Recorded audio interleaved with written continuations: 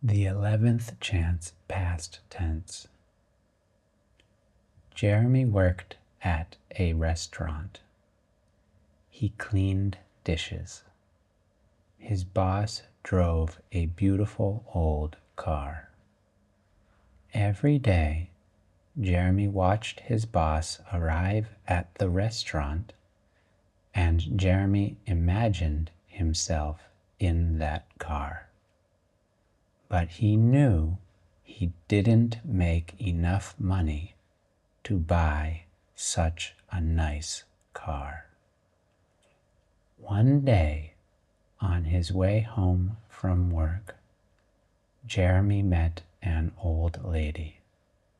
She couldn't get into her building because she had lost her key.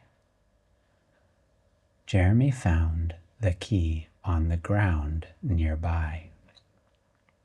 He helped her enter her apartment building and then walked her to her door. She entered her apartment and said, "Thank you, young man. You were very kind." She walked away, but didn't close the door completely. Jeremy saw her hang the keys by the door. When she was gone, he took the keys and closed the door behind him. Late that night, he returned to the old lady's apartment and entered with the key he had stolen. He hoped to steal something valuable so he could buy a nice car like the one his boss drove. He walked through the apartment and entered the old lady's personal library. There were many old books. Their covers were made of leather and they looked very expensive. Jeremy wasn't sure which ones were the best to steal. While he was looking at them, the old lady entered the library and found him there. She immediately knew what he was doing because he was dressed all in black like a cat burglar from the movies.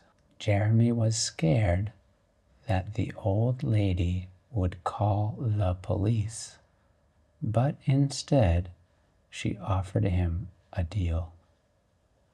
"I won't call the police if you do something for me," she said. "What do you want me to do?" Jeremy asked.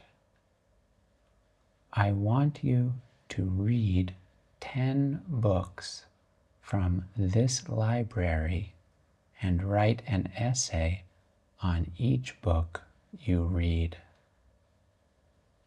Jeremy thought about this, but then decided it was better to write the essays than get in trouble with the police. The old lady helped him choose his first book, and he took it home to read. Every day after work, he read his book and worked on his essay. After a week, he returned to the old lady's apartment with the essay. She was very proud of his work and encouraged him to keep going. Jeremy felt encouraged by her praise and picked out his next book. This continued for 8 more books. Finally, when Jeremy returned to read her his essay and pick his final book, he found the old lady had injured herself. She had fallen down and broken a bone.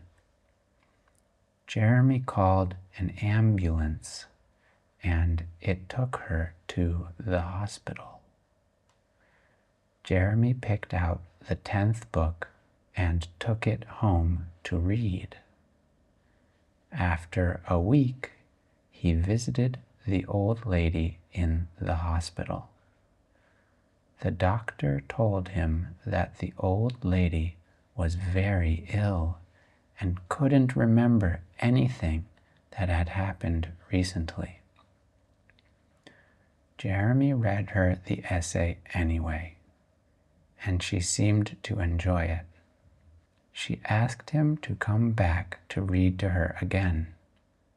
Jeremy felt sorry for the old lady and agreed to come back to read, even though he didn't owe her any more essays. He went to her house and picked out an 11th book. He took it home and started to read. It was his favorite book so far. He stayed up all night to finish it and called in sick to work the next day. He spent the day writing his essay. It was the best one he had written so far.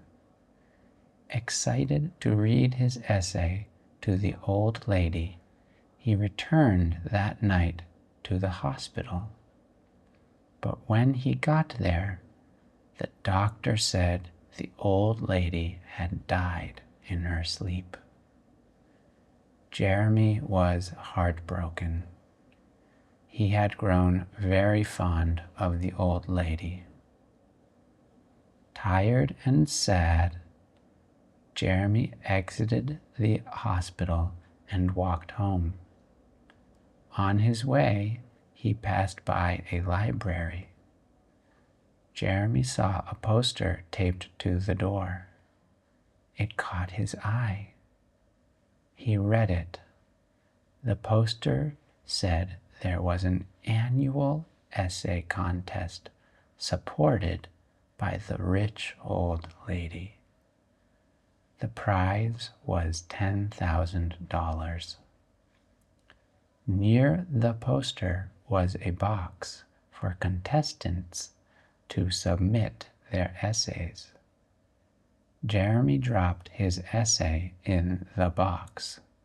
He felt sad that the old lady wouldn't be able to read all the wonderful essays that year, but somehow he knew if she were there, she would have loved his 11th essay.